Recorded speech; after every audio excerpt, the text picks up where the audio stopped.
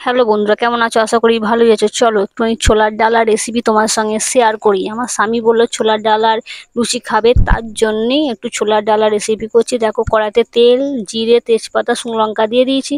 এবার দেবো একটুখানি আদা বাটা, টমেটো দিয়ে ভালো করে কষে নেবো। যেহেতু আমি ছোলার ডাল আগে সিটি মেরে করে রেখে দিয়েছি, তো ভালো করে আগে কষে নিই। দেখো, ভালো করে একটু হলুদ দিয়ে দিলাম, দিয়ে ভালো করে কষি। নাহলে আমার স্বামী তো প্রচুর খিটখিট, এক্ষুনি বলবে গন্ধ বেরোচ্ছে, জিরের গন্ধ, আদার গন্ধে প্রচুর কটকট করে কথা শোনায়। তার জন্যই ভালো করে করে নিচ্ছি, কষে নিচ্ছি। কষে নেওয়ার পর একটু ছোলার ডালটা এবার ওর মধ্যে আমি ঢেলে দেবো। দেখো, ছোলার ডালটা এবার আমি ঢেলে দেবো। দেখো, ছোলার ডাল যেহেতু আমি আগে থাকতেই ভালো করে সিটি মরে রেখে দিয়েছি, গলে গেছে। আর বেশি গলে গেলে আমার স্বামী আবার খেতে চায় না, একটুখানি কচা কচাই আছে। দেখো, গ্যাসটা জোরে ছিল, তার জন্য একটু আস্তে করে দিয়েছি, নাহলে মশলা আমার পুড়ে যাবে। দেখো, এবার ছোলার ডালটা ঢেলে দিই।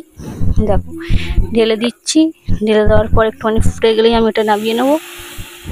দেখো,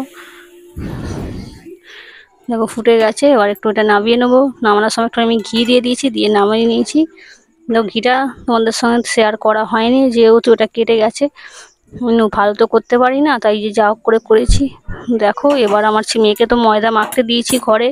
আমার মেয়ে ময়দা মাখছে। আমার মেয়ে দারুণ ময়দা মাখতে পারে, লুচিগুলো খুব সুন্দর ফোলে। তার জন্য আমার মেয়েকে বলছি, তুই ময়দাটা মাখ। দেখো, আমার মেয়ে ময়দা মেখেছে, কত সুন্দর লুচিটা ফুলেছে। দেখো, দেখো বন্ধু, কত সুন্দর ফুলেছে। ভালো লাগলে লাইক, কমেন্ট, শেয়ার।